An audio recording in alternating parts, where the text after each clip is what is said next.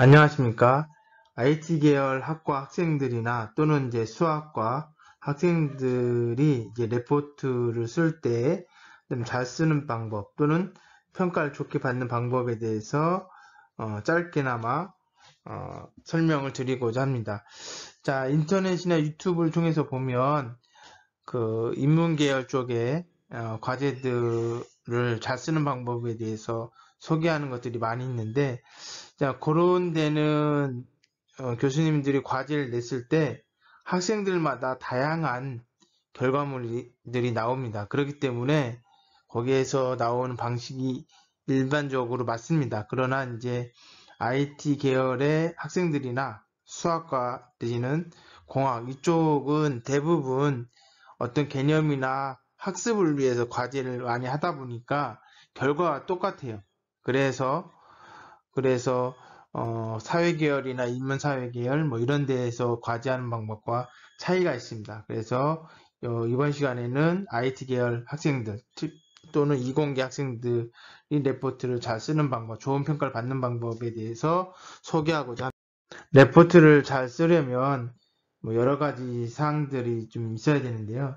특별히 교수가 요구한 양식이 있습니다. 뭐 한글 문서로 작성을 해라, 페이지 수는 몇 페이지 이상 해라, 뭐 그런 것들이 등등등 있습니다. 그리고 어떤 특정한 템플릿 파일을 올려놓고 여기다 작성을 해라 이렇게 요구를 합니다. 여러분들이 이거를 무시하면 안 돼요.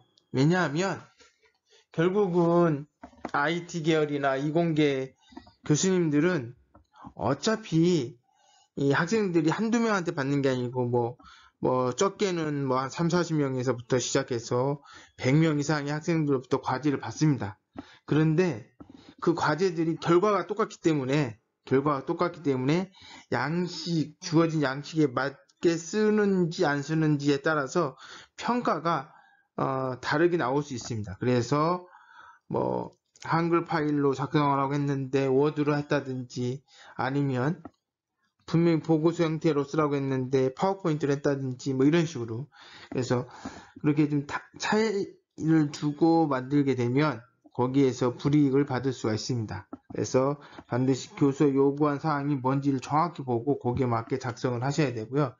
자, 그 다음에 분량에 따라서 목차나 페이지 번호를 매기는 게 좋은데요. 제 개인적으로 생각할 때는 한 5페이지 이상 나오면 목차 페이지를 쓰는 게 좋습니다. 그러니까 뭐 한 2페이지, 3페이지는 굳이 목차가 있을 필요가 없고 페이지가 있을 필요가 없습니다. 그러나 뭐 5페이지 이상 된다라든지 뭐 이럴 때는 이게 이제 아무리 이제 교수가 처음부터 다 꼼꼼하게 읽을 수도 있지만 이게 이제 학생들이 많고 그렇게 되면 이게 이제 읽는 데 있어서 어려움이 있을 수 있습니다. 그래서 이 학생이 목차를 통해서 어떻게 이 과제를 했는지를 살짝 볼 수 있게끔 맛보기로 목차를 기술하고 페이지 번호를 통해서 내가 예를 들어서 요 학생이 요것을 잘 했는지 안 했는지 보고 싶다. 그럼 그 페이지를 바로 가서 확인할 수 있게끔, 그래서 페이지가 있는 거잖아요. 그래서 5페이지 이상의 분량의 과제면 목차 페이지를 넣는 것이 좋습니다. 그리고 이제 IT 계열의 학생들한테 보통 부과되는 과제는 프로그램 소스일 겁니다. 어떤 문제가 주어지고 그 문제를 해결할 수 있는 프로그램 소스를 입력을 하고 그 다음에 그거의 결과물을 출력을 하는 거죠. 그래서 저 개인적으로는 뭐 프로그램 소스를 그냥 복사해서 텍스트로 복사해서 붙여넣기 해서 하는 경우도 있고, 아니면 이 부분을 캡처하는 거죠. 왜 캡처하냐면 ID 환경에서는 색깔로 돼 있어요. 즉 키워드 색깔이 다 틀리게 돼 있기 때문에 그것이 좀 제대로 잘 작성됐는지 안 됐는지에 대한 부분들을 쉽게 보게 하기 위해서 요거를 캡처해서 붙여넣기 하는 방식, 이렇게 과제를 할 때 소스 프로그램을 넣을 수도 있습니다.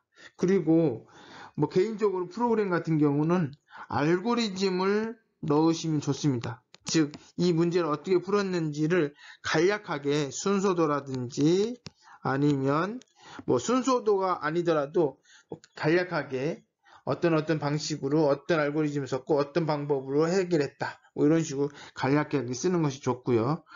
그 다음에 프로그램 소스를 작성하라고 여기 이제 주석 처리를 꼭 해주는 게 좋습니다. 왜냐하면 이 소스를 이 학생이 이해하고 있는지 그렇지 않은지를 이 주석을 통해서 알 수가 있습니다.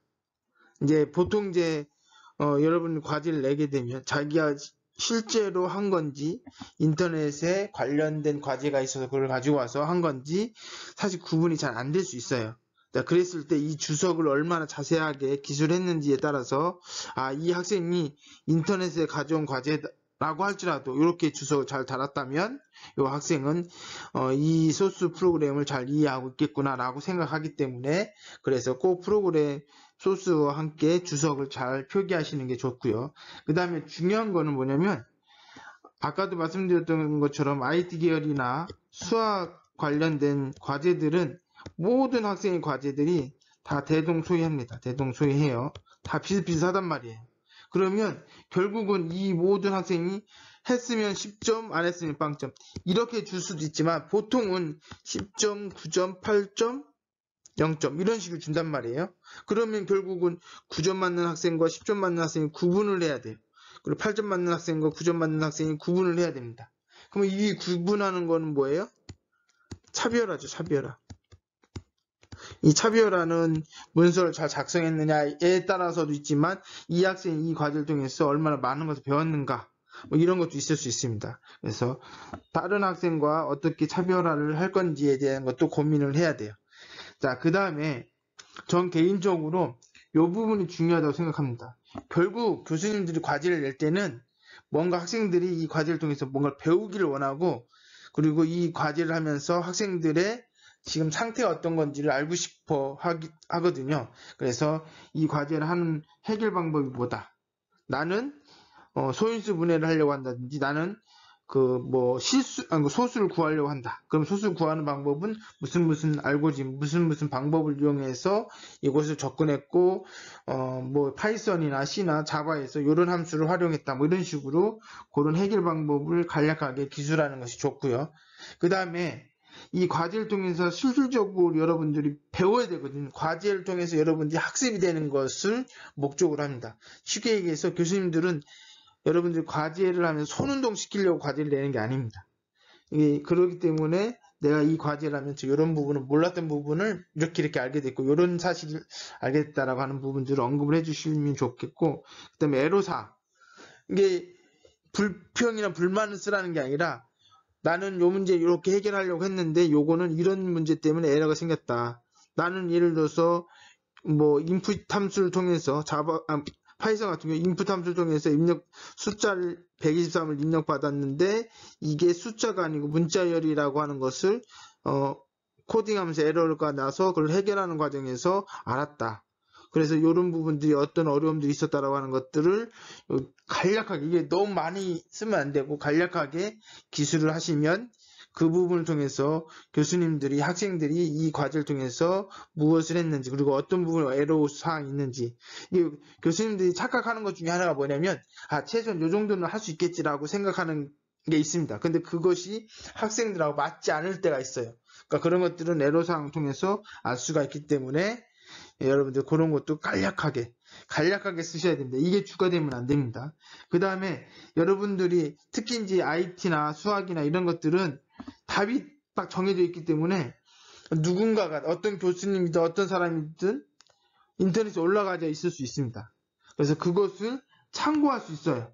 그러면 내가 이거를 푸는 과정에서 요런 데서 내가 참고했다. 요런 데서 이 일부분을 내가 가져왔다라고 하는 걸 꼭 표기해 주실 필요가 있습니다. 그래서 참고문을 다시는 게 좋아요. 참고문을 달면 요거는 내가 가르쳐 주지 않았는데 이 학생이 요걸 했네? 그러면 이제 의심이 들기 시작하는 겁니다. 이 학생 이걸 어떻게 했지? 그래서 참고문에 달려지면 이 학생 인터넷 통해서 요걸 해결했구나라고 하기 때문에 과제 내용을 통해서 좋은 점수를 받고 그거에 대해서 의심하지 않게 되고 그 학생의 신뢰도를 높여주는 역할들을 합니다. 그래서 레포트 구성을 할 때 보면 첫 페이지에는 표지죠. 표지를 만드는데 과제명은 이제 교수가 이제 보통 정해주죠. 예를 들어서 소수 판정법 이런 식으로 줬으면 이걸 가지고 이제 소제목을 간단하게 여러분 임의로 정해줘도 돼요. 무슨 알고리즘을 이용한 소수 판정 뭐 이런 식으로. 그래서 이거를 해결하기 위한 소제목을 넣어주시는 게 좋습니다. 만약에 세 가지 프로그램을 구하여라 이렇게 써요. 그러면 과제명은 예를 들어서 과제 뭐 프로그래밍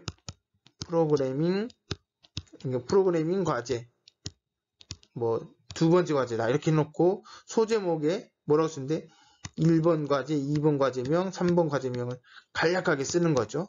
자, 그렇게 하고 이게 이제 한 페이지이기 때문에 이 중간에 비어 있어요. 그럼 여기는 보통 학교 로고나 간략한 그림 같은 것들이 들어가면 좋고요. 그다음 요 3분의 1로 딱 나누면 여기에 제목이 있고 요 로고가 있고 그다음 맨 마지막에 학과명, 과목명, 학과명, 학번, 자신의 학번하고 이름하고 언제 제출했다는 제출일, 그 다음에 담당 교수 이름을 넣어주시면 됩니다. 그리고 필요에 따라서는 맨 마지막에 자신의 이메일이나 연락처를 적어놓는 것도 의미가 있습니다. 왜냐하면 과제를 보면서 교수님들이 궁금한 사항, 뭐 이런 것들을 특별하게 확인하진 않지만 그래도 확인할 수도 있습니다. 그래서 이걸 적어주는 것도 괜찮습니다. 만약에 이걸 적어주지 않았는데 이 학생한테 이 과제를 하는 과정에서 뭔가 문의하고 싶을 때 뭐 출석 부분도 이렇게 찾아봐야 되는데 이런 거 써주면 그런 번거로움이 없기 때문에 도움이 될 수도 있습니다. 요거는 꼭 해야 된다가 아니라 할 수 있다라는 얘기고요. 그 다음에 두 번째 페이지에 목차를 적습니다. 그래서 뭐 우리가 이제 인문사회나 이런 데에서는 이 목차 정하는 것이 매우 중요한데 사실 공학 이쪽에서는 목차를 정하기가 참 애매해요. 그럼에도 불구하고 뭐 이렇게 세 개의 프로그램을 작성하라고 했다면 1번 프로그램 간략하게 제목 쓰고 2번 프로그램, 3번 프로그램. 그러면 여기 안에 이제 뭐 알고리즘, 프로그램, 소스, 그다음에 실행 결과 뭐 이렇게 그리고 2번 과제에 대해서도 그러니까 소절을 나누는 거죠. 2.1 알고리즘, 2.2 프로그램 소스, 2.3 프로그램 실행 결과 뭐 이런 식으로 그렇게 해서 목차를 근데 페이지 번호는 여기에만 하나씩 해주면 되겠죠. 자 그렇게 해서 목차를 만들고 페이지 번호는 목차에도 페이지를 넣든지 안 넣든지 그건 상관없지만 전체적으로 페이지 번호를 넣는 게 좋고 맨 마지막에 뭐 결론 내지는 과제라면서 느낀 점 이렇게 쓰고 다섯 번째 참고문헌 이런 식으로 넣어주시면 됩니다. 자, 그 다음에 이게 보통 과제는 소론, 본론, 결론인데 이공계열은 소론, 본론, 결론이라는 말을 쓰진 않습니다. 자, 그러나 이제 구조가 그렇게 된다는 얘기죠. 그래서 이제 목차 다음 페이지에는 자, 이제 어떻게 하시는 게 제일 좋냐면 맨 앞에 소론 이렇게 쓸 필요는 없습니다. 이 과제에 대한 간략한 개요를 쓰시는 겁니다. 그래서 이 레포트의 목적이나 내용이나 방법 이런 것들을 간략하게 기술을 해요. 뭐 요거는 뭐 과제 내용에 따라 달라지겠지만 뭐 5줄 내외로 작성하시는 게 좋고 그리고 나서 여기서부터 뭐예요? 예를 들어서 소수 판정법 이렇게 넣고 그 다음에 여기에 이제 1.1절에 알고리즘 해놓고 뭐 순서도 그린다든지 아니면 어떤 내용들이고 뭐 소스라고 하는 것은 무엇이다 소개하고 간략하게 쓰는 거죠. 이게 길어지면 안 돼요. 이게 주는 거예요. 프로그램과 그것이 잘 코딩 됐는지가 중요한 거기 때문에 주요한 부분이 분량이 많아야지 엉뚱한 내용들이 많아질 필요는 없습니다. 그 다음에 뭐 1.2절에 프로그램 소스를 넣고 1.3절에 예를 들어서 뭐예요? 실행 결과를 넣으시면 돼요. 그리고 자 이거 캡처할 때도 보면 너무 지저분하면 안 좋습니다. 그래서 이 실행 결과 같은 경우도 보통 CMD 창 검은 창에다 출력 결과가 나오는데 가능하면 그렇게 하는 것보다는 이거를 흰 바탕으로 해가지고 그 화면을 캡처해가지고 넣는 게 좋습니다. 그게 좋고 그 다음에 이제 이렇게 만약에 프로그램이 3개다 여기 1장 있고 그 다음에 2장, 3장 해놓고 맨 마지막에 이제 4장에 결론 및 뭐 느낀 점 이런 식으로 쓴다든지 그래서 이 과제를 하면서 배운 점 그러니까 결국은 교수가 이 과제를 냈는데 이 학생이 이 과제를 하면서 뭘 배웠다, 뭘 느꼈다 이런 걸 잘 보면 뿌듯하죠. 아, 내가 이런 거, 예를 들어서 소수 판정법을 통해서 이런 기법을 좀 학생들이 알았으면 좋겠다고 했는데 학생이 요 소수 판정법을 통해서 이런 부분들을 알게 되었다. 그러면 결국 과제를 하면서 학습이 된 거잖아요. 그러니까 과제의 의미가 있는 거죠.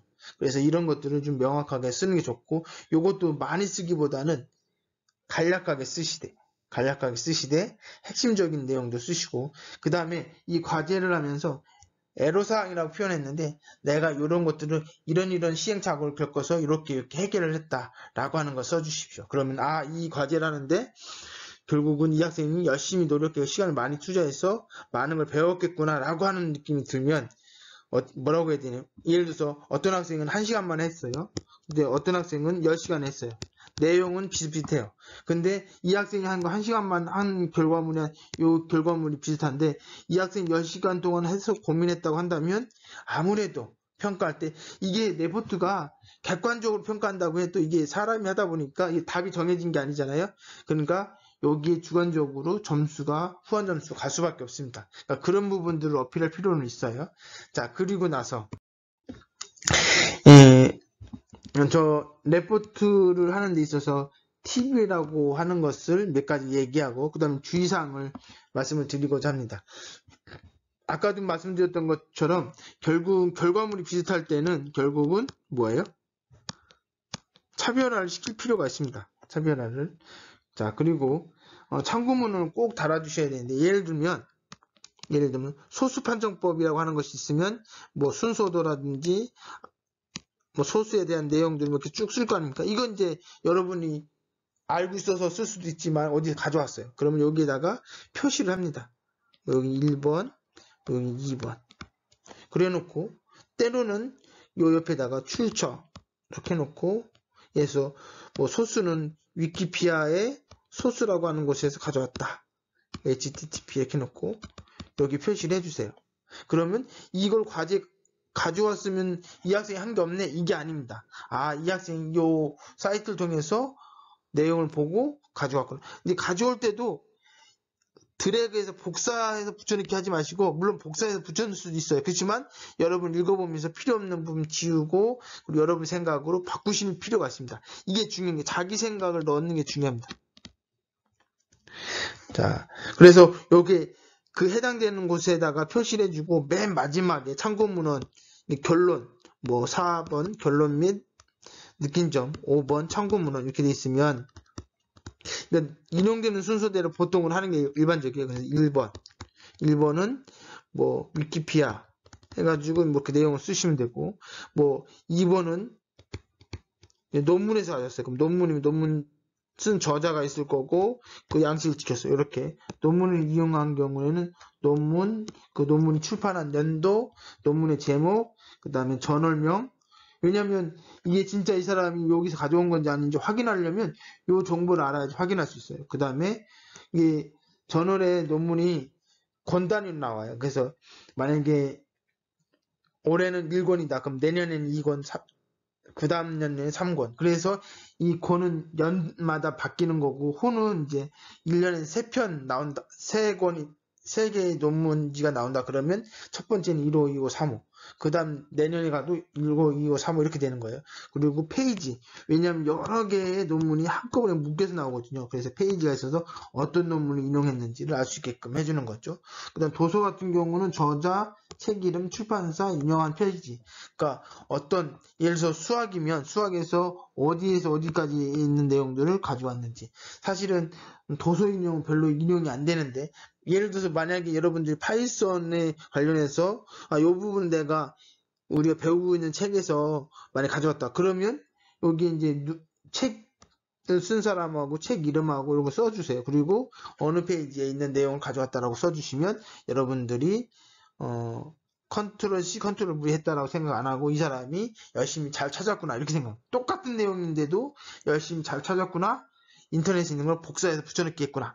다른 거죠. 그래서 참고문을 꼭 표기를 잘 해주시는 게 좋습니다. 이게 이제 나중에 대학원 가거나 논문 쓸 때도 이게 많이 활용되기 때문에 이렇게 해주시면 되고, 자, 그 다음에 중요한 거는 여기 주의사항을 좀 보셔야 되는데, 자, 인터넷 기사를 그냥 컨트롤 C, 컨트롤 V 이렇게 하시면 안 됩니다. 물론 당연히 여러분들 과제할 때 컨트롤 C, 컨트롤 V를 할 겁니다. 그렇게 하더라도 한 번 더 보시고 필요 없는 빼고 여러분 생각을 넣으셔야 됩니다. 넣으셔야 되고, 이게 교수님들이 딱 보고 참고문은 표기도 안 돼 있는데 아 이거 인터넷에 가져온 것 같은 느낌이 확 들어버리면 그때부터는 이제 평가가 부정적으로 평가가 시작돼요. 어디 뭐 잘못된 부분이 없는지를 보게 됩니다. 그러게 되다 보면 감점 사유가 되는 거죠. 그 다음에 뭐 일반적으로 문서를 제출할 때는 이제 보고서든 논문이든 구조화되는 게 필요합니다. 그러니까 뭐 큰 제목에 소제목으로 해가지고 나눠서 설명해 주는 게 좋아요. 그러니까 하나의 문장이 20줄이다. 그러면 읽기 힘들잖아요. 하나의 문장은 예를 들어 큰 거면 예를 10개의 문장으로 나누고 10개의 문장에서 10개의 한 문장은 한 2줄은 3줄씩 한다. 그럼 읽기가 편하잖아요. 그래서 그런 식으로 구조화할 필요가 있고, 그 다음 문맥이 중요합니다. 말을 쭉 봤는데 앞에서는 막 반말을 막 하고 있다가 뒤에는 평어로 얘기다 마지막에 이렇게 종칭어를 썼다. 내지는 저기 존댓말을 썼다. 그러면 이거는 뭐 완전히 감점 사유가 확 됩니다. 그리고 앞에 언급했던 내용이 뒤에 잘 이렇게 언급되는 여튼 문맥이 흘러가야 되는데 그렇지 않을 때도 감점 사유가 됩니다. 그리고 유튜브를 통해서 최신 기술이나 뭐 최신 프로그램 소스나 이런 것들 또는 인터넷 통해서도 이런 것들이 많이 오픈되어 있습니다. 그것을 갖다 쓰는 것이 잘못된 게 아니라 갖다 썼으면 꼭 표기를 해주셔야 된다. 표기했을 때의 교수가 느끼는 감정과 표기 안 했을 때 느끼는 감정이 완전히 다른 겁니다. 그리고 중요한 게 이겁니다. 폰트의 크기. 앞에서는 10으로 했다가 뒤에서는 11로 하고 어디서는 12로 했다. 이거는 컨트롤 C, 컨트롤 V 했는데 고치지 않은 거예요. 그러니까 이제 이거는 딱 눈에 튀게 되면 감점 사유가 확 됩니다. 그리고 글꼴의 일관성. 예를 들어서 1장 소수 판정법, 그다음 2장 약수 구하기, 뭐 이런 식으로 돼 있다. 근데 그리고 1.1은 뭐 이렇게 돼 있어요. 요거는 뭐예요? 고지체로 하고 2.1절 요거는 뭐예요? 신명조로 하고 이렇게 되면 이러면 감점 사유가 됩니다. 만약에 예를 들어서 얘는 진한 고딕체로 했다 하면 얘는 진한 고딕체로 하고 얘는 신명조로 했다면 신명조. 이게 같은 내용 그 소절끼리는 같아져야 되고 요거는 뭐 진하게 하려면 진하게 하고 폰트 크기를 키우려면 키워도 되는데 글꼴도 다르게 해도 상관없어요. 하지만 같은 형태의 요거하고 요거가 글꼴이 달랐다. 그러면 아 이건 복사했구나 라고 생각하기 때문에 감점 사유가 확 됩니다. 자, 그 다음에 수학 연습 문제, 만약에 수학 과제를 한다고 했을 때는 제가 이제 학생들한테 이제 선형대수 가르치는 학생들한테 매번 얘기하는 건데 뭐냐면 예를 들어서 역행률 구하여라. 어떤 학생은 2번 역행열 해놓고 그냥 주고 이거 역행률 구하는 과정을 쭉 써요. 자, 이렇게 쓰는 것을 제가 지양을 합니다. 이렇게 하지 말고 2번 뭐 다음 행렬에 대한 역행렬을 어떤 걸로 구하시오. 이렇게 하면 이게 문제를 다 쓰세요. 다 쓰고 그거에 대한 풀이 과정을 다 쓰시면 됩니다. 그죠? 그래서 가능하면 상세하게 쓰셔야 됩니다. 이제 상세하게 쓰라는 얘기는 이 학생이 이 문제를 뭐 옆에 있는 친구 거 보고 베끼더라도 상세하게 쓰면 만약에 이 학생이 쓰는 과정에서 학습이 될 수도 있고 뭐 쓸 때는 학습이 안 됐지만 내가 중간고사, 기말고사 공부할 때 한번 본다든지 했을 때 그때 공부가 될 수 있어요. 근데 간략하게 쓰면 그러면 나중에 봐도 몰라요. 그렇기 때문에 상세하게 쓰는 것이 중요합니다. 상세하게 쓰는 것이. 자, 이제 마무리를 지으려고 하는데요. 교수는 과제를 낼 때 이유 없이 과제를 내진 않습니다. 반드시 과제를 내는 이유가 있습니다. 대표적으로 교수님들이 과제를 내는 이유는 뭐냐면 이 과제를 통해서 이 수업 시간에 언급 안 했지만 또는 수업 시간에 간단하게 언급했지만 요걸 학생들이 알았으면 좋겠다라고 하는 것들을 과제를 냅니다.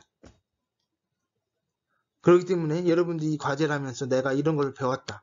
교수가 이 부분을 학생들이 알기로 원하는데 이 부분을 내가 배웠다라고 정확하게 집어서 이 부분은 이렇게 걸로 알고 있었지만 공부 과제를 하면서 이런 부분도 이렇게 되는 것으로 새롭게 알았습니다. 이건 구체적으로 명시하는 게 좋아요. 이렇게 되면 교수님이 과제를 낸 목적에 맞게 여러분이 답변을 한다면 좋은 점수를 얻게 됩니다.